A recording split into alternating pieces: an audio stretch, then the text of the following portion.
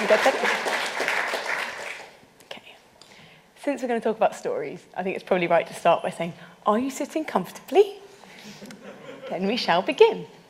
So once upon a time, as Sam said, I work for Millward Brown and I run their neuroscience practice.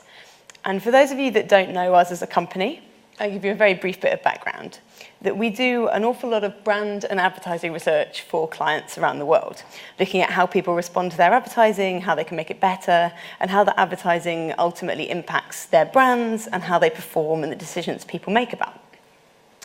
And the neuroscience practice was set up about 4 or 5 years ago to try and take advantage of some of the learnings from neuroscience and psychology about how they could be better applied to the way in which we research brands.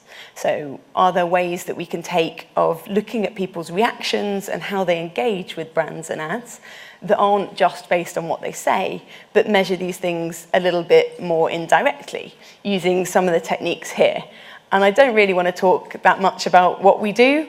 If you want to know, come and ask us after. I can bore you with it for hours.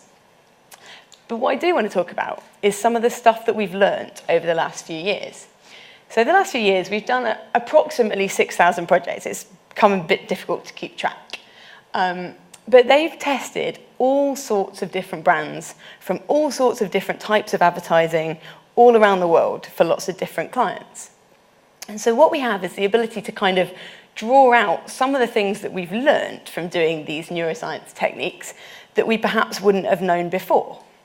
And one of the things that's become really, really evident as being important, coincidentally, is one of the hottest topics in marketing at the moment, which is this idea of storytelling. So at the moment, you can't open a marketing publication without being hit around the head by articles about the idea of storytelling and books about storytelling and the evolution of it and where it comes from. And it's something that's a big topic. And it's kind of interesting, makes sense.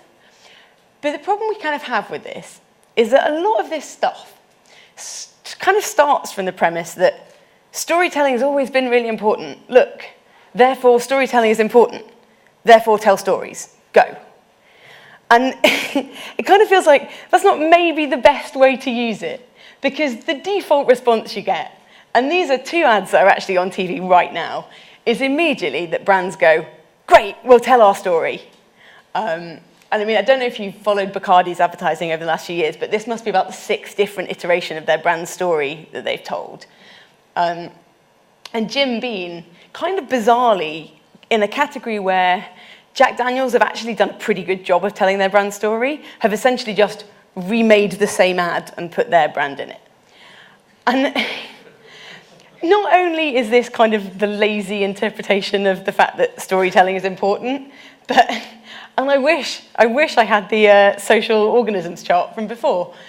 The real power of stories is that they can help brands engage people and overcome their indifference, because nobody sits there watching their favorite TV program going, I can't wait for the advertising break so that I can think about car insurance.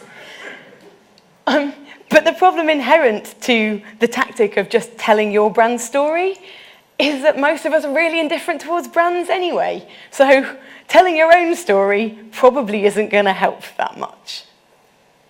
So we've been looking at a lot of the stuff that we do and trying to pull out really what it is about stories that are interesting and are useful for brands, because until we understand that, it's really hard to give any brands any advice about how to use them better. And I think the main thing that comes out is that your brand doesn't need to be the star to shine. The story doesn't need to be about you. You need to feature in it, but it doesn't need to be like, hey, we're Bacardi, we've done all this stuff. Doesn't that make us great? We take a step back a moment and think about what it is that we're actually trying to do with advertising. Because people make decisions about brands. They don't make decisions about adverts. So the aim of an advert is to change the decisions that people might make about your brand. And to make it kind of really broadly very simple, there's 2 main ways you can do that. So we know people make decisions based on kind of what they know or heuristics about brands. So you can try and change the brand associations that will feed into that decision. So if people are making a decision based on the thing that they feel most represents safety, try and build those associations with safety. Or you can try and change the way that people make a decision. So if there's a certain set of decision criteria that people usually use, say like when they're opening a bank account, the obvious things that they might look at of interest rate and penalties, etc. If you think about something like Nationwide's advertising, of being all about service, what they're actually trying to do is change the criteria that you might apply to the decision you make about that brand and make you think that something else is important in that category. And where stories come in is that actually they can be really powerful tools for doing this. And what I want to do today is go through a few of the different ways that stories can help to do some of these things and look at not just demonstrating that they do them, because I could come up with an example of a story that does absolutely anything, but look at what that actually means for the kind of psychology of how we approach brand decisions. Because we all know that a lot of the decisions we make about brands on a day-to-day basis aren't that thought through. They generally come from a lot of heuristics and shortcuts that we apply when we're making decisions. So look at how these things that stories can influence eventually impact the decisions that we make about brands. And I thought I'd start with the most obvious one, that stories can create emotional journeys. And as we've heard already this morning, but as anyone that works in advertising or branding can tell you, emotion is important. But I want to show you a video and then talk about it afterwards to demonstrate really what I mean by creating emotional journeys. We are a car company, but we don't just make cars. We make time machines, build snowplows, and create works of art. We inspire fans and fan clubs.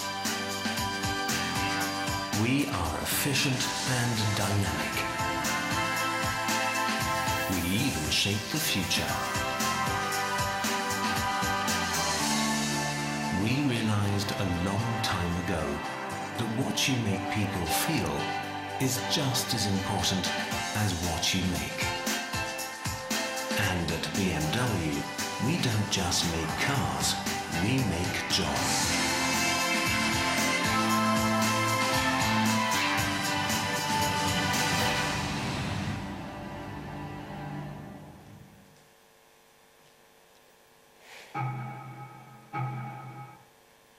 Okay, so I think you'll probably agree that that definitely ticked the box on the creative brief marked "be emotional."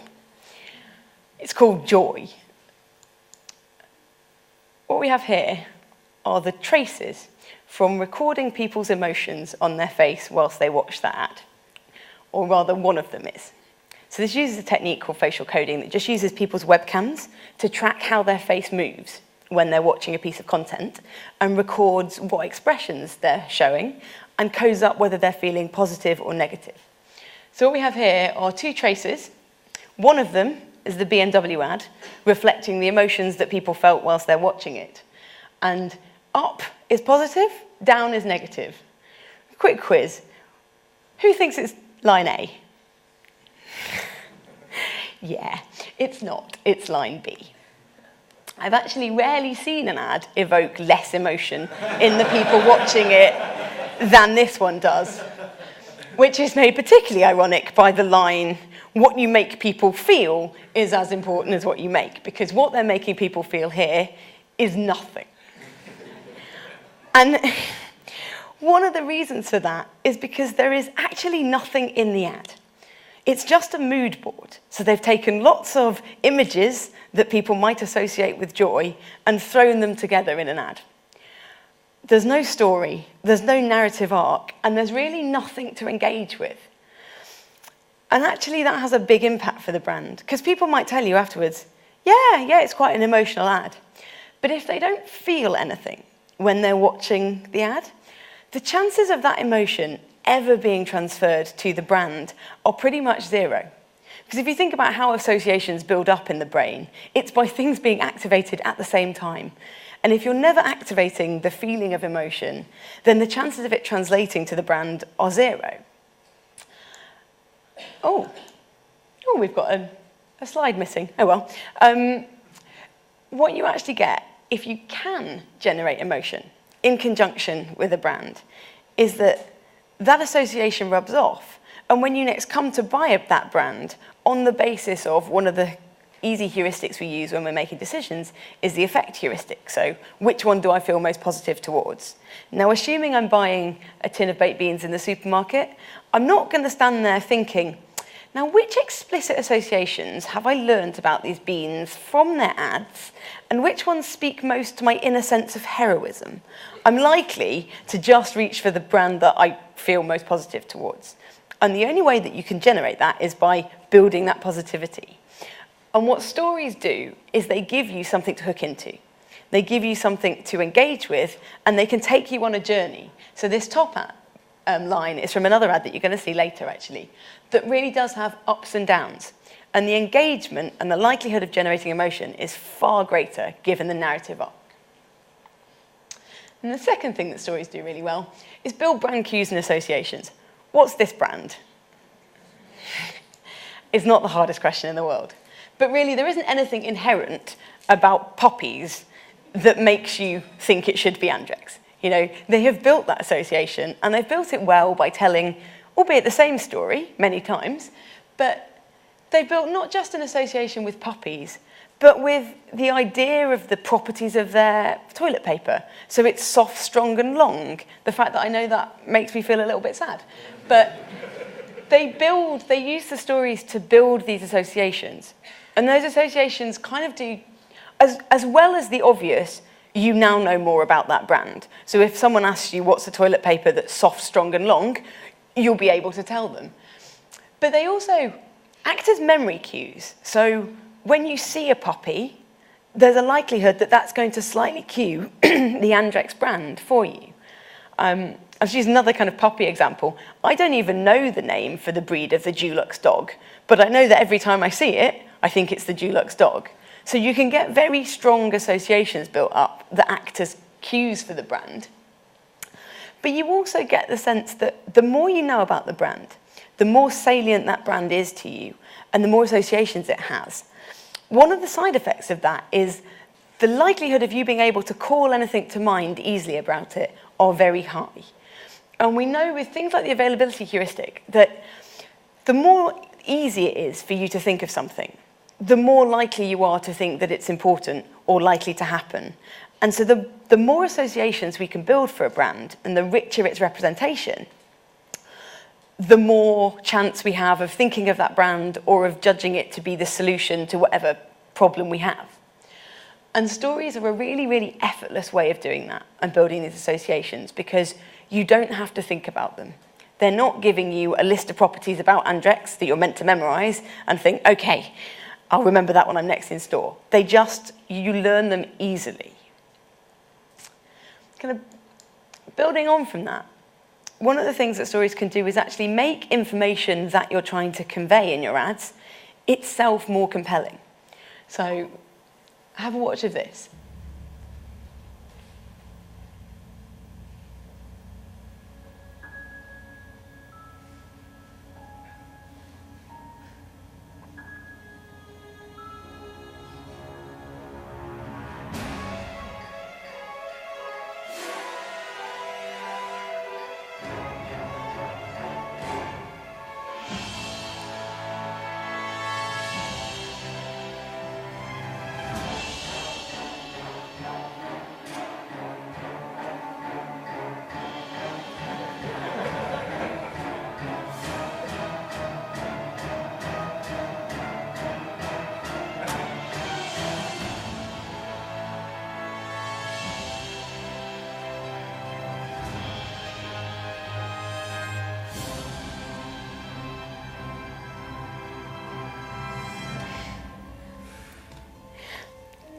Now, be honest, did you ever think you'd laugh at an ad where the only message is the laptop takes 10 seconds to boot up?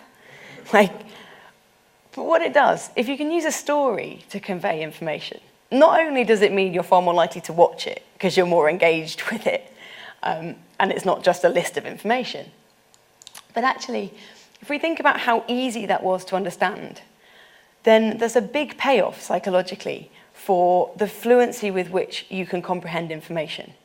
And so the fluency heuristic is kind of a rule that says, if I can understand something easily, it's more likely to be credible and it's more likely to be important. And if we can take information in an ad and convey it in a way that not only makes more people want to watch it, but makes it much easier for them to comprehend not just what it is, but why it's important, then our brains automatically give that information more credibility, which is kind of scary if you think about it, but it's also a really useful technique for brands. And the last example of specific things that stories do that I want to talk about is about the way that they can connect brands with scenarios. So they can create the script for how and the situations and where you should use your brand. So HP have done a fantastic job of associating themselves with bacon sandwiches, to the extent that the way those ads work, and by telling that story and creating that scenario for people, is that it feels like a necessary component, and it feels like something that meets a need you have when you're eating a bacon sandwich, that it needs something else. It doesn't, really. There's no reason that they need to associate themselves with it, but it gives their brand a hook and a place and a way in which it can influence people. And things like After Eight kind of invented a category. Like, nobody had a kind of after-dinner mint that was expected to be served. But by doing constant adverts about this is what you do at the end of a dinner party, particularly if you're posh, they create a desire and a need and a scenario in which that brand fits. And if you think about what our brains do in a lot of situations, is that we just match the situation that we see in front of us and that we deal with something that we've seen or experienced before in the past. And so it becomes a very easy shortcut to go, oh, dinner party, oh, well, that's that scenario. I need mints at the end of it. I need After Eights. And it can kind of set the expectation of what you do. And actually, to kind of reference back to the chicken example earlier of, if you think a chicken is organic and you think that's going to make it taste better, actually, from your brain's point of view, it just might. Because there's quite a famous example of people's expectations of wine tasting. That if you tell someone that a wine is expensive versus telling them that it's cheap, and they taste that exact same wine, not only do they think it tastes better, because clearly they're going to say they think it tastes better, but if you scan their brains whilst they're tasting it, a different part of the brain lights up, and they actually do find it more pleasurable, because the expectation of what a situation is going to be like sets kind of how you're going to experience it. So maybe your friend that says, I always buy organic chicken because it tastes better, actually does think it tastes better because it does to him. You could probably tell him that he could stop thinking it'd taste better, or that he could think budget chicken tastes better and get the same effect. But he's probably not entirely wrong. But there's a but. And the but is that you can't just tell a story that does all of these wonderful things and then stick your brand on the end of it. Because it's not this story brought to you by Heineken. Your brand has to be a part of the story. And it has to be a part of the story, partly because of what we were saying before about building those associations and needing to be active at the same time. But partly also because if you've got a story, and stories kind of by definition have starts, middle, ends, there's kind of a journey you go on, at the end of which you kind of take a pause and your brain starts to process it. And what you actually get with quite a few brands that just stick the brand on the end is a form of attentional blink. So you've been processing something, and actually the effort you've expended to process that thing means that your capability to process the thing that comes next is actually reduced. So even if you did want to pay attention to what the brand was, it's harder for you to recognize it and for that to be encoded in your memory. Now, there's no recipe for what role a brand does need to play in a story, and there's all sorts of ones that it can. So if you think about the advertising strategy for links, it is basically links gets you laid. This brand and this product does something that helps you achieve something that you want. So in that story, the brand is very much the enabler. And if you contrast it to something like the Strongbow ads, where two workmen are lugging a sofa up the stairs, and then a little old lady calls them and says they have to do it again, the Strongbow is the reward at the end. And brand as reward is quite a common story that you can tell because it gives your brand a focus, but it allows the story to be broader than just a story about a scenario involving that brand. You can also have your brand becoming a character. So M&M's in the States, their advertising is all about the kind of personification of the M&M's brand.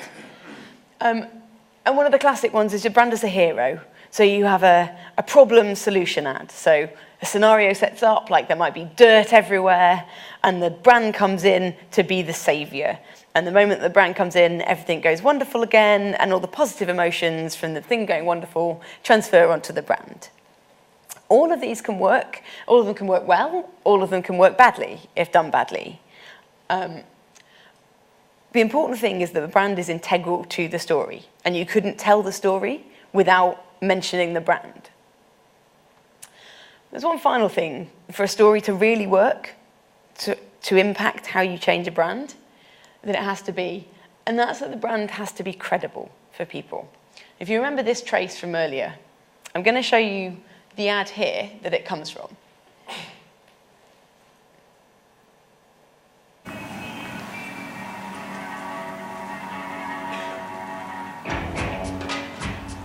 Che cosa guardi, Che cosa guardi? Mi stai spogliando con gli occhi? Poverino, non puoi farne a meno. Ti batte il cuore, ti gira la testa. Sei perso pensando che sarà tua per sempre.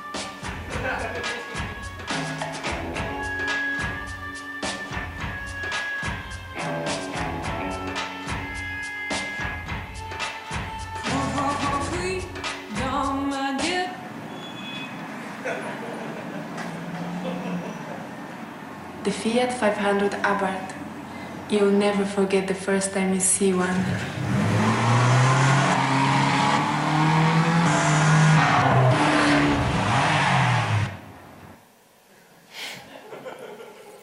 Now, this is an ad for the States.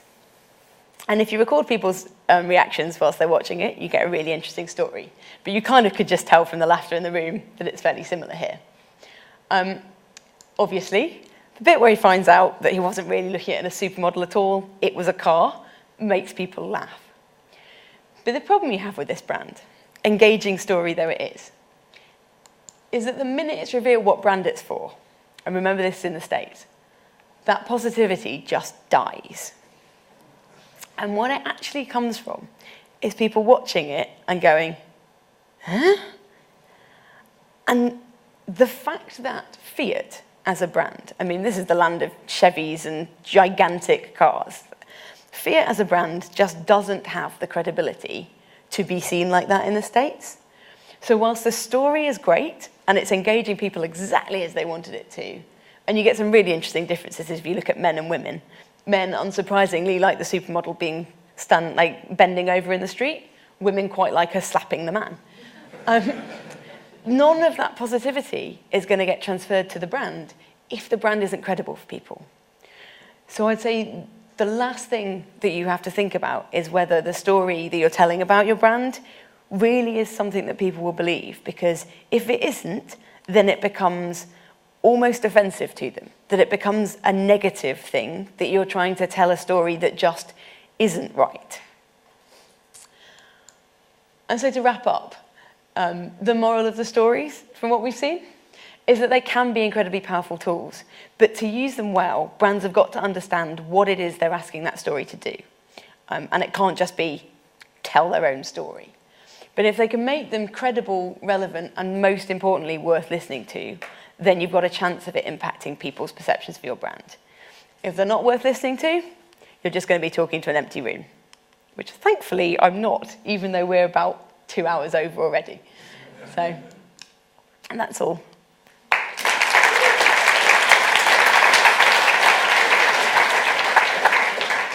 So I'm intrigued, you've mentioned emotions in the lab, presumably you're putting brain helmets on people and watching traces? We use all sorts of different techniques, depending on what we're trying to look at. But so presumably that then introduces some bias because people know they're being checked. How do you overcome that? Well, it depends what technique you're using. So if you're putting people into an fMRI scanner, it's really very difficult for them to forget they're there and pretend they're watching at home. But obviously the observation effect with any kind of research is a thing that you have to not worry about, but take into account that if you ask someone something and they know they're being asked, they might respond differently. But as the techniques, like the facial coding ones we were showing there, get more and more subtle, all that participant does differently to how they would normally watch an ad is just click a button that says, yes, you can record me, which is actually a few minutes before. And by what we see is actually people, I hope it's that they forget they're being recorded, because the number of people we get that have no clothes on, yeah, it's kind of worrying. But you can tell, because you can look at the videos of their behaviour, that actually people's behaviour is far more naturalistic in that kind of environment than it can ever be if you use very in-depth technologies where you're saying, okay, sit there, don't move, I'm going to send a 2-ton magnet whizzing around your head. Please hope you're not wearing anything metal, otherwise we've got problems. So as the techniques evolve and become less evasive, I think the impact of that on people being recorded gets less and less. Thank you very much. Can we have a round of applause for Sarah, for Mark and Ed?